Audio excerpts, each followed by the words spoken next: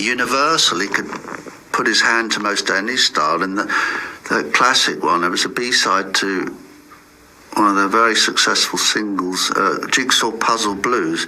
It's really eloquent, really mature stuff for such a young guitarist.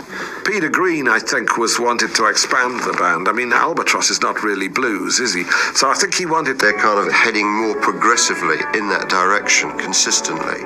They left the blues, right? And they didn't know whether to be a rock band, they didn't know whether to be a blues band, they didn't know whether it would be an R&B band.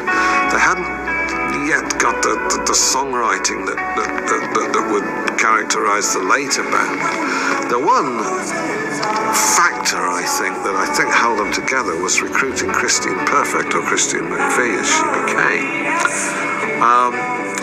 She brought, as far as I could tell anyway, just as an observer from a music writer's point of view, I think she brought a sort of stability to the situation, because the men she was surrounded by were unstable, and it was the characteristic of the group for the men to be fairly unstable. But Christine McVie, whom I met once or twice in that time, she always struck me as being a sensible girl who had her feet planted firmly on the ground. She had a beautiful voice as well, and as it turned out, she was an immensely talented songwriter and a great keyboard player.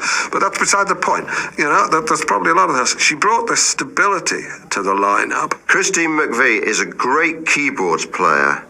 And also she has a fabulous, really rather sultry voice. It's quite a deep voice actually for a woman.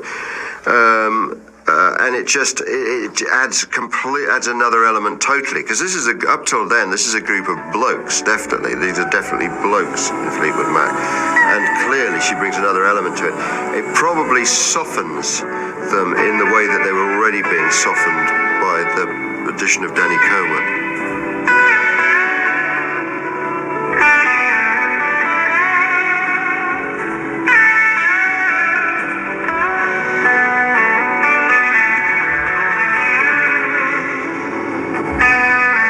They started moving towards, if you like, the blueprint that had been laid down a few years beforehand in San Francisco by Jefferson Airplane, which is to say a very strong female voice, not a completely dominating one, because also you had songs written by and performed by men too. But a lot of the aggression of the band under Peter Green went.